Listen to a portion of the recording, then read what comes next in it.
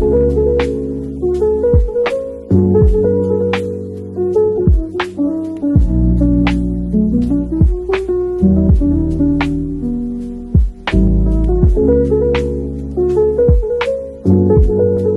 my beautiful people, welcome to another episode with me, Marcia Nyango, also known as the Far Philosopher. And today, for the first episode of 2026, we'll be talking about the 3 kinds of people in this world. So which one are you?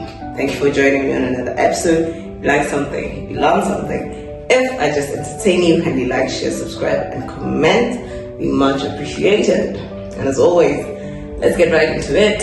So the first kind of people, these are people who are born great. No matter what they do, greatness is inevitable. They are destined to succeed. And this is because 3 to 4 generations prior, these people were brought into a generational world, both in terms of money, in terms of social intelligence, in terms of a social network. Whatever they do, they end up succeeding because they have the tools, literally in their DNA. They have the tools to success in their DNA, and I will use fictional characters for today's episode. So for this specific type of people or person, think of Serena and Nate from Gossip Girl. No matter what they did, success was inevitable. This is because the generations prior had made sure that they would have the resources, they would have the connections, they would have the environment, they would have the emotional intelligence. So such type of people have to really go out of their way not to make it in life. And even then, when they decide that they have found their path, it is very easy for them to succeed. So born great are what we normally refer to as generational wealth. These are the people who find it very easy to succeed. I put it in quotes because everyone's story is still different despite even having all the materialistic resources. The second type of person is those who achieve greatness. These ones, despite all odds, end up being great and successful despite being born in a poor background, despite not having the money, despite not having the connections, despite not having the environment, the emotional intelligence passed down to them. And this is, once again, 3 to 4 generations prior. No one was able to make and retain money. No one was able to pass down emotional intelligence. No one was able to create an environment suitable for success. So these people take it upon themselves to completely change the odds to their favor. And most of the time they start out in the worst possible situation. It can be they're orphaned, it can be they're born in the slums, it can be any kind of situation that takes away the benefits that allow them to get success easily. And despite all this, these people still end up being very, very successful. If we're thinking of fictional characters, I will insert some. I know this is definitely a fictional character, but most of the ones that I can use will definitely be used against me. So I will just insert the one person I believe comes into this specific category. And last but not least, the third kind of people in this world, those who success is thrust upon them. So these people are usually middle class, either upper middle class, lower middle class, or middle class.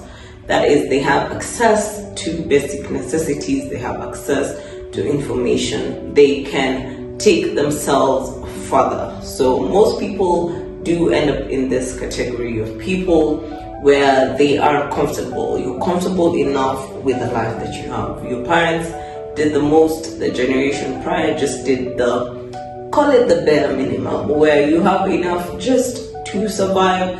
If you're upper middle class, you have enough to buy a few luxuries here and there. If you're lower middle class, well, you can afford what needs to be afforded at the time, but with a bit of struggle. So these are people who can achieve greatness.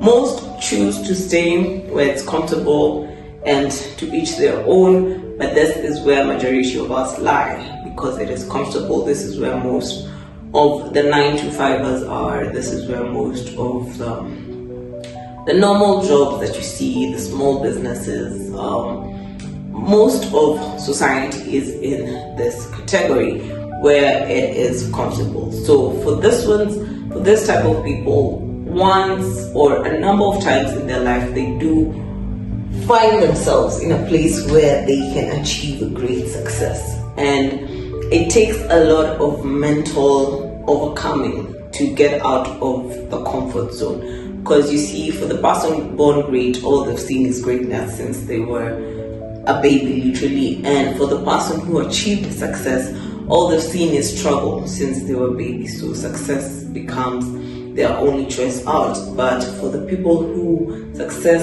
is or greatness is thrust upon them, they have a choice. They can actually just choose comfort. And success might actually seem like a burden. It might seem too much. It might be too scary. It might be too big a thing to reach for. So this is where you're told, just go be an accountant, be an architect, be a lawyer, start that small side business. And no offense to any of these careers, to any of these professions, they're all necessary, all needed, and we have people who have definitely achieved great success through these careers. So this is where the success being thrust upon you comes in, because we are in such a comfortable place that you're okay. You don't really need to aim higher. But if you do, or if circumstances, that is life, pushes you far enough, you can achieve just as great a success as people in category 1 and 2. So for this one, think Will and Stranger Things. So Will was always crying. He was always feeling like he is weak. He can't be powerful. He can't be great. But then you see in the final season how he overcomes all that and sees within himself how great he actually is. So the only category I have not given an example is for the second category, which is a bit hard, mostly because most fictional characters usually are put either in category 1 or category 3. They're either already born into a very, very rich background, or they are in the middle class comfortable level.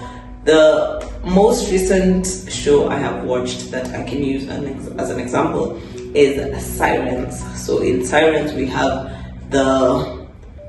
not the main character, I can say, where's that second to the protagonist, antagonist. We really need to get the difference between these words. But she comes from abject poverty, where she's even stealing with a brother, and ends up literally crawling her way to success. And that is what usually happens with the people who achieve great success, that they have to really crawl and do whatever it takes to achieve the success. And I think that's the best example I can give for right now.